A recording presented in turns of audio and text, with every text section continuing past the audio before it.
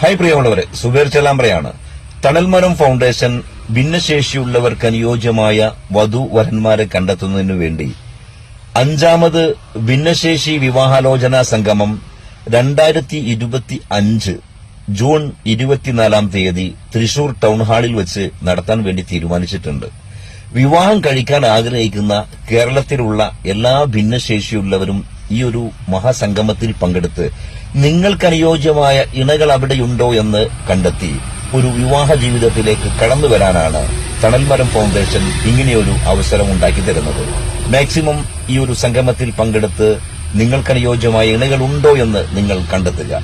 ഈ ഒരു വീഡിയോയിൽ കാണുന്ന നമ്പറിൽ വിളിച്ച് നിങ്ങൾക്ക് പേര് രജിസ്റ്റർ ചെയ്യാവുന്നതാണ്.